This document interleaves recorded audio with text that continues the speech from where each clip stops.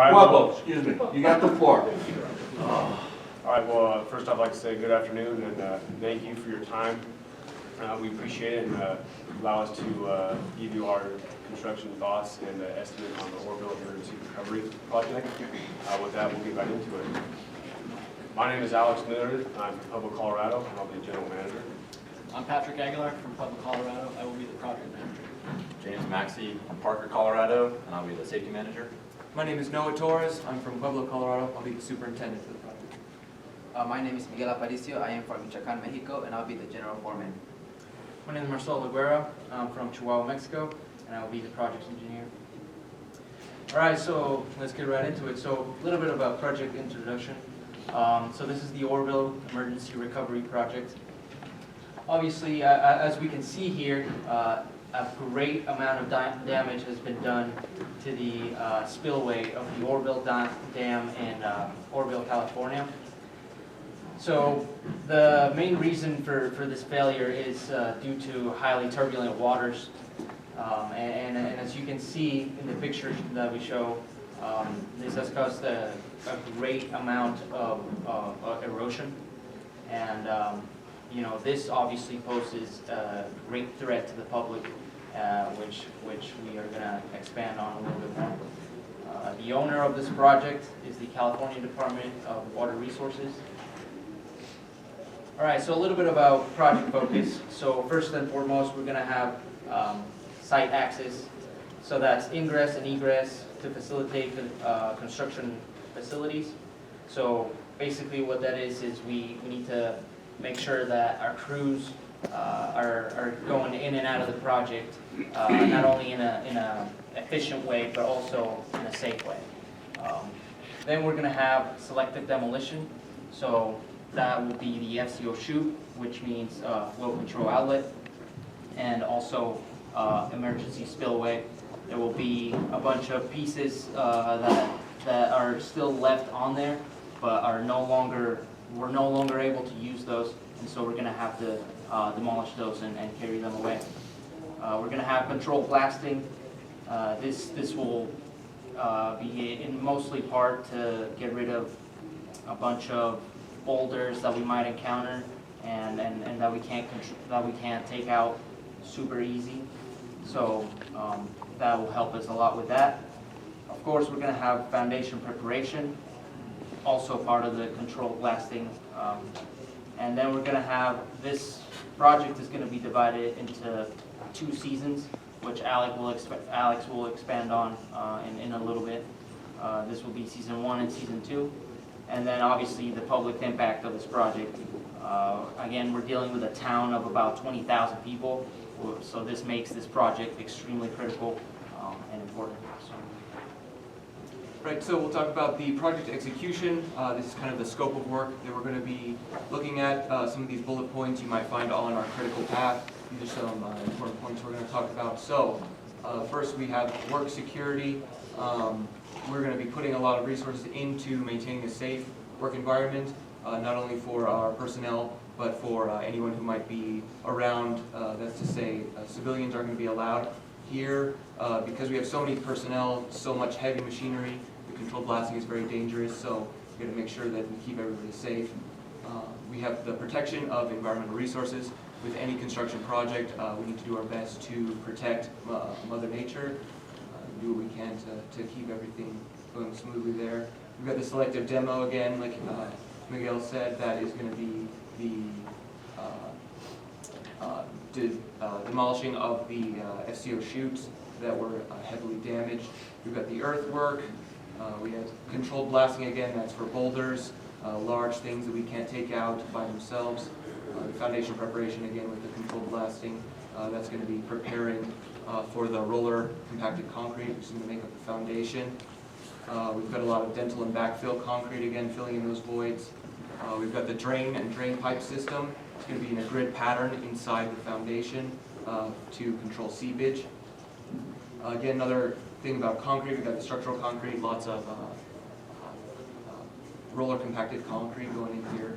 And we have the anchor bars and rock bolts. And then more environmental mitigations. We've got to deal with dewatering again, Mother Nature isn't always kind to us, so we've got to do our best to kind of keep her at bay so that we can do what we need to do. Some of the things that we're going to be performing ourselves, things that we haven't subcontracted out, we have our demolitions crew, our excavation crew, dewatering crew, our select fill and pervious fill crew, our rock excavation crew, and then we have a blasting crew which will be assisting the blasting crew which we have subcontracted out. Going to the SCO scope, it's broken up into 2 phases throughout the project. You think of the SCO broken into 3 different sections. There's an upper, a middle, and a lower section that are going to be conjunctly worked on throughout the project. In phase 1, the upper section and the lower section will be the 2 that will be tackled. This is stipulation and schedule requirements that were set forth in the project specifications. This also comes in conjunction with the placement of RCC for the lower portion of the SCO section. The fact that This is about real world as it gets right here. the placement of RCC for lower section of the FCO chute. And phase 2 completes the middle section of the FCO chute from station 19 plus 00 to 29 plus 00. Also with the rehabilitation of the energy dissipators at the exit point of the FCO chute as the water enters into the water. The spillway scope also broken into 2 phases throughout the project. Schedule stipulations in the specs indicate installation of cutoff walls preceding demolition. That happened in the first season of the project. And then phase 2 selected demolition of the existing structures that were inherently damaged during the failure. Needs to be excavated down to solid foundations once more. Again, improving design so we don't get this failure again. And installing a remainder upgraded spillway. All right, so this is our site layout on the project. As you can see, the sections in yellow are going to be our parking lots, our laydown area, as well as our contractor trailer site. The haul roads will be represented with green. That's our routes for trucks coming in and off site. We will have them going by the contractor trailer site just so we can kind of keep track of them coming in and out. And we also have in red will be our structural concrete batch plant as well as our RCC batch plant located next to our AV. And next slide.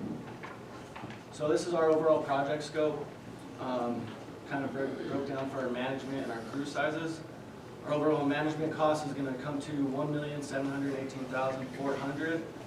Our phase 1 and 2 crew costs, which is season 1 and season 2, does take into consideration the crews that Noah talked about previously.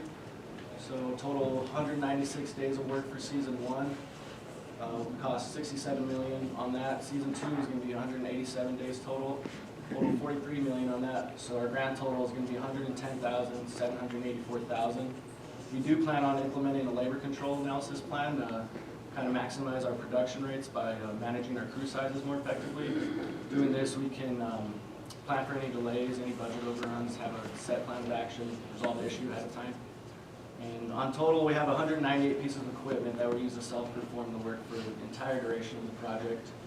And as a team, we estimated our average craft to staff ratio of 6:1. And here, our subcontractors were chosen based on most detailed and organized quotes, as well as a solid track record with other GCs. We subconsciously tried to have a 6% women business enterprise incorporated in this, as well as 10% minority business enterprise. And our main scope of work for subs is going to be our traffic control, erosion control, control blasting, our photo video time lapse surveying, as well as our quality assurance, reinforced steel and concrete coatings, bringing our total cost to $40,334,828. So going back into the project schedule, an estimated duration of 383 working days. Again, going into dual seasons. Season 1, which starts in 2017, is a total of 196 working days.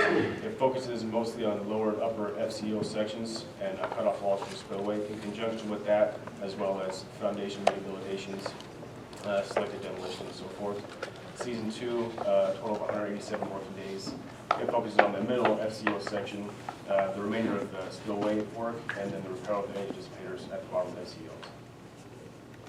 This is a breakdown of major activities throughout the project. In phase 1, again, a total duration of 196 days. After site facilities and equipment have been completed in a recent project, we again go into selected demolition of upper FCOs, emergency spillway cutoff walls, and then selected demolition of the lower FCOs. So demolition will be going on concurrently for both FCOs at this point, and then from there they'll be installed. And the major activities in phase 2 is again it's 187 days. This includes selected demolition of the remainder of the emergency spillway, hydroblasting of any dissipators for resurfacing, and then in conjunction with repair. And this goes after the demolition of the spillway, we move into the completion of the FCO chute, and then completion of the project ranging around November 9th, 2018, as far as substantial completion. All right, so this is our overall estimate breakdown of our main components for the project. As you can see, our labor and equipment, this is mainly our self-performed work, takes up about 50% of our total estimate breakdown. If you can ignore the 10.5%, that's due to lack of sleep from last night. Snuck its way in there. So yeah, our contingency comes in at 10% as well on this, as well as, yeah, like I said, our main focus on work is our labor equipment. And so this is just a further breakdown of that. As you can see, our cost for each component on this bid, and bringing our total grant estimate to $403,348,280. All right, so now moving on to the contingency. So our contingency was based on this matrix shown right here, and this matrix provides us with a number of things. It's a quick and simple method for visualizing and figuring out the overall risk associated with any construction activity. It's really simple to read. All you gotta do is pretty much have a potential probability, potential impact. Those could be categorized as either insignificant, low, medium, serious, or high. If you look at the key description that tells you, does the team know how to appropriately mitigate for the risk? So these are our breakdown. So we identified a project-specific risk. We also identified, so our main concern was the public impact, and that is because dam is a very important infrastructure for the residents. So with that, we came up with 10% of the total estimate, and that is was $40 million. Now moving on to the risk mitigation. So the team goal was to provide the owner and ensure that we had analyzed and understood all the potential problems that are to arise during the construction, and that this project will be completed successfully in the allotted duration and budget. And to achieve that, the team developed specific strategies for mitigation in a budget, schedule, and management perspective. These strategies were designed to reduce the risk as low as reasonably practical, as well as an effort to control the hazard. As always, safety is the most important part of any project. We believe that having 0 accidents and 0 injuries is the only way to really have a successful project. Our job is to protect all employees who are on site, as well as all pedestrians and motor vehicles while we're going through the town moving equipment and debris. We believe open door policy is the best policy. It's our job, if we're on site and we see something that's not safe, to put a stop to that, stop work immediately, let the person know that what they're doing isn't safe, and continue on. Next slide. So before anyone even comes on site, they have to go through a safety training to understand all the on-site hazards, as well as perform a pre-work safety plan. So they got to say what their scope of work is, as well as how they're going to do it and how they're going to do it safely. We're going to have emergency response access at the job site at all times to allow for ambulance or fire trucks to get in there. Some of the critical work we've identified is our excavation with the trenches above 5 feet. They need to be designed by the engineer for shoring, as well as slopes, and to make sure they don't cave in on themselves. And that needs to be approved 5 days in advance of work. Our false work and formwork operations also need to be designed by the engineer, and that needs to be done 2 weeks before any work. Dewatering is a critical part of our safety as well as blast work, because anything can happen during blasting, debris can fly anywhere, as well as guard work. It's important to have tight security on the site so pedestrians can't come in, so we'll have barricades, flaggers, as well as signs saying not to come in. So kind of rounding it off, with each project we decide to tackle, we want to incorporate 3 canons, and that is safety, integrity, and excellence. And this is a perfect project to expose those canons and how we can work as a team to deliver all projects, and this project specifically, to the public in a safe manner, in a timely manner, meaning on schedule, on budget and within scope of work that is determined for us. I'd like to open it to questions. That's some great use of time right there. Needed 5 minutes. Good job. Cue you earlier. So Josh got a couple quick questions. A couple questions for you guys. They're going through your presentation.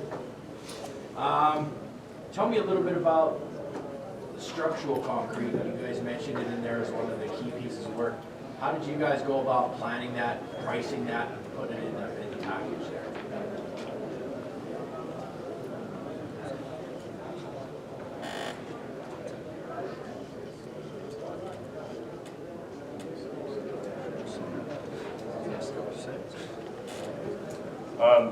It was based off of certain production rates we had in place. As far as pricing, unit cost, we developed an overall schedule of what structural concrete was involved throughout the project on both the FCO chutes and the spillways. That's in conjunction with any structural material such as rebar going inside of it.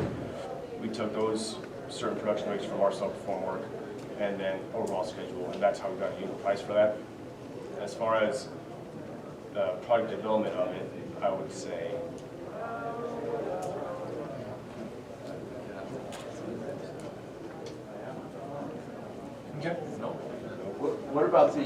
What about the dental concrete? How did you price out the dental concrete?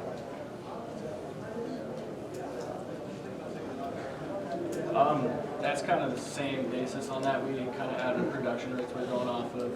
We had run takeoffs, do some takeoffs on here as well. But at the end, we just kind of scrambling, shortage of time. We kind of just gave a lump sum on it. Okay. That's better than not putting anything. Yeah, exactly. We just make you feel We like acknowledge you put something there. Yes. Okay. Along those same lines then, did you guys have a strategy when you guys went through, did some takeoffs?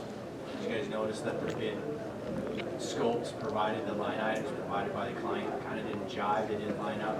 Just addendums?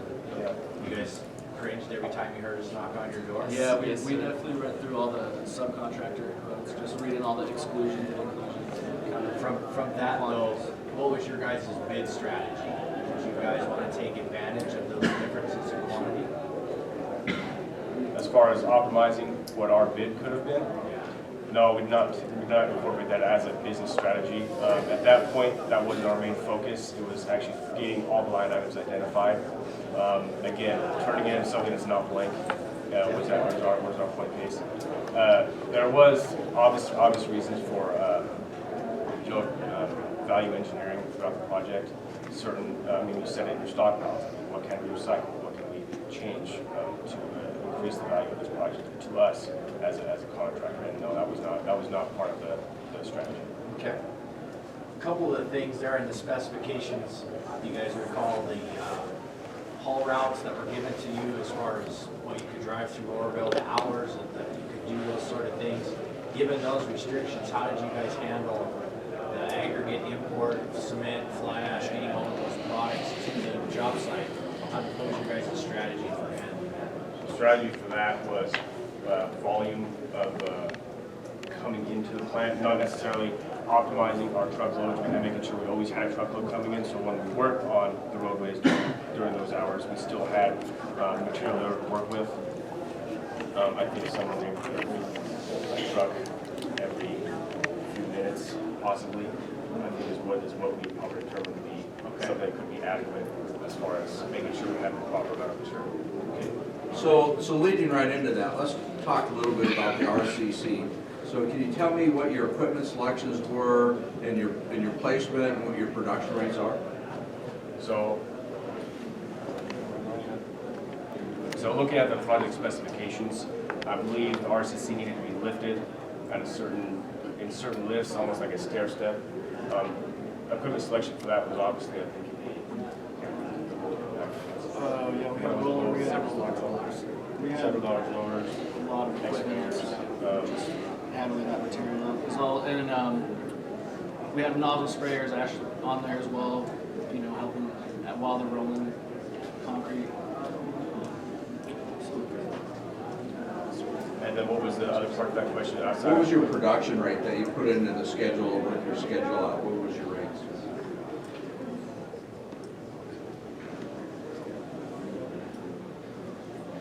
Do you remember what your capacity was I for think your, it was for like- your batch plant?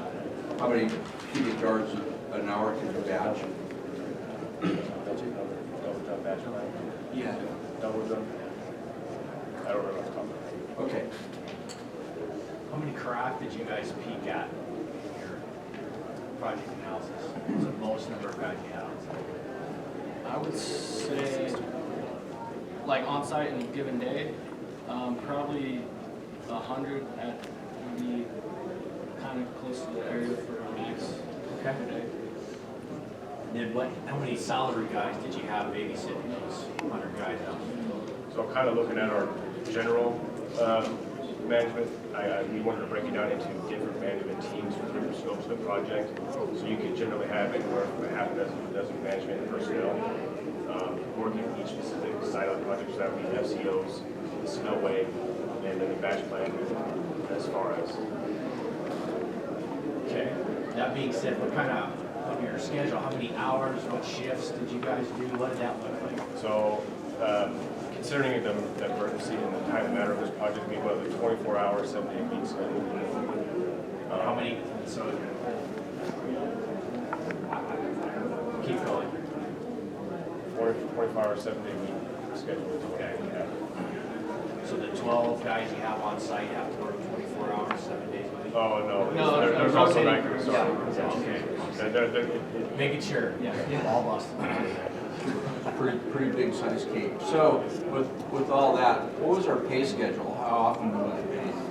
It was based on a progress schedule, and I think it changed. Yeah, so we're gonna have the surveyors, they're gonna be out there, they're gonna be measuring everything with their lasers, keeping track of our schedule, seeing how they're gonna shoot their shots and see how our production, and then they'll report back to the engineer, who will confirm it, and then it'll report to the owner, and then the owner will pay us as we're Do you know how frequently they pay us? every week or so. Bi-weekly. Bi-weekly? Okay. In your guys' indirect schedule there, you had your indirect working like 2,400 hours. Your supervision working, there's 2,400 hours up there times the rate. You also had your craft guys down there. Knowing that the job is really built in 2 seasons, you're covering those. So what did you do with all your resources, your manpower, your equipment, all those things in that dead time between those 2 seasons? What did you do with those costs?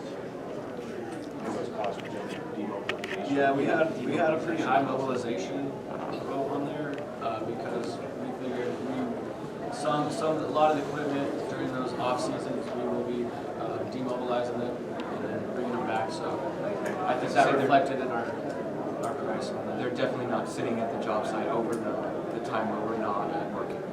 And we also had about, I want to say it was like 2 storage units where we stored a bunch of equipment that didn't necessarily need to be completely taken out of the vicinity. Smaller items. Okay. That type of stuff. So part of your guys' costs, you talked about indirects. Where did you guys put things, say, surveying, QC, the labs for the QC guys, all the IT equipment, all the other stuff that doesn't necessarily have a bid item? How did you guys handle getting that money into your bid? Overhead? Yeah, it was brought into overhead. We had, and this is something that could have been backup, we had an estimate breakdown in an Excel spreadsheet that had overhead calculated in it, and then we had a certain percentage of overhead to continue on for all our communication equipment, facilities, office operations, and administrative stuff. Okay. Unfortunately, that wasn't really backup. So I got one real quick question for you. You're talking about crushing and trying to use all the material on site, and there's 3 different stockpiles. Did you have a crushing yield that you went with to put into your estimate to work out? Yeah, we did have that. We had a list turned in with our bid documents. We did have, I think, multiple crushers. Yeah. Grizzly feeders. Grizzly feeders, I think. We had a few. I think we had 2 grizzly feeders per site. Did you have a cone in there also? Did I see that in your? Yeah, I in think, your sheet? I think we did. Okay. And so you're able to use everything to crush, or is there some overburden, some waste? There's always probably going to be some waste. It's very difficult to have 100% efficiency.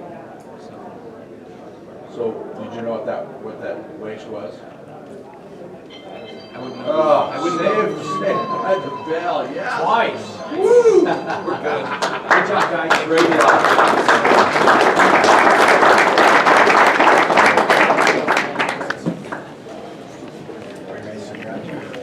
And then Jeff and Sarah, your team, you guys, I'm down there, you'll start to see us.